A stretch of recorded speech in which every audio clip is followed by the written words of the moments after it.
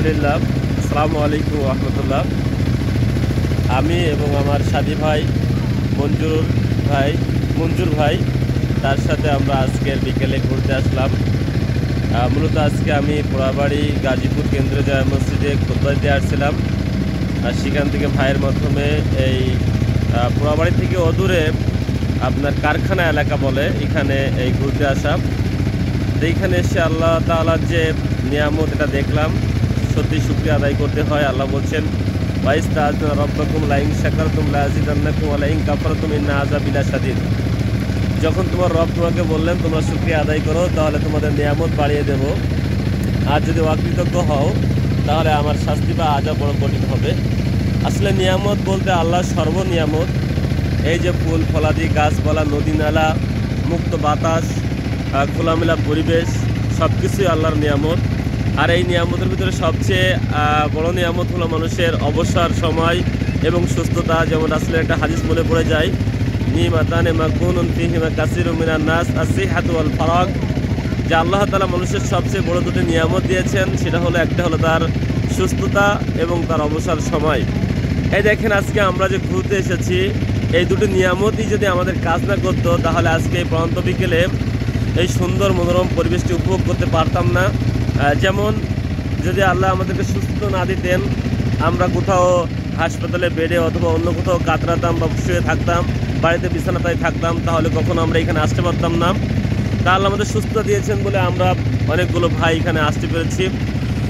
দ্বিতীয় কথা হলো অবসর সময় ফারাক, অবসর সময় দিয়েছেন। যদিও অবসর সময়টা আল্লাহর নিয়ামতেই কাজে লাগানো উচিত, তবে আল্লাহ আমাদেরকে ঘুরতে বলেছেন, দেখতে বলেছেন তার নিয়ামত রাজি, এবং দেখে তার নিয়ামত রাজির শুকরিয়া আদায় করতেও বলেছেন। এই জন্য আমরা ঘুরতে এসেছি অবসরটা টাইম পেয়ে, এবং সেটাও আল্লাহ শুকরিয়া আদায় করছি যে আল্লাহ তোমার শুকরিয়া, তুমি আমাদেরকে অবসর করে দিয়েছো কর্মব্যস্ততার মধ্য দিয়ে হলেও, এবং সুস্থ রেখেছো, যার মাধ্যমে আমরা এই পরন্ত বিকেলে তোমার এই সুন্দর পৃথিবীর সুন্দর দৃশ্যগুলো উপভোগ করতে পারছি বা দেখতে পাচ্ছি। সর্বোপরি আল্লাহ শুকরিয়া আদায় করি, আলহামদুলিল্লাহ।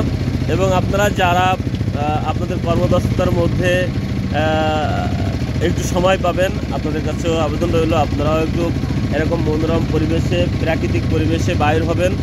এতে করে আপনাদের মন ভালো হবে, আল্লাহর নিয়ামতের শুকরিয়া আদায় করতে মন চাইবে, সর্বোপরি নিজেকেও অনেক ভালো লাগতে পারে। অতএব যারা এই ভিডিওটি আমার বন্ধুবান্ধব বা ইত্যাদি যারা দেখছেন, আমার শুভাকাঙ্ক্ষী সকলের কাছে আবেদন রইল, যখন আপনারা সময় পাবেন আপনি নিজে এবং আপনার পরিবারকে নিয়ে একটু ঘুরতে বাইর হবেন।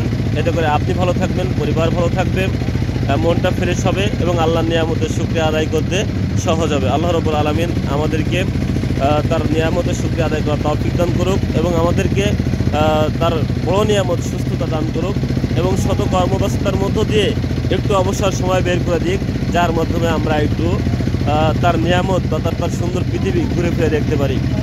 যাই হোক, এই বলে সকলের কাছে দোয়া আছে, সকলের জন্য সার্বিক দোয়া বা কল্যাণ কামনা করে আজকের এই লাইভ বা সংক্ষিপ্ত ভিডিও থেকে বিদায় নিচ্ছি। আমি আরাফাত বিন আহসান। আসসালামু আলাইকুম ওয়া রাহমাতুল্লাহ।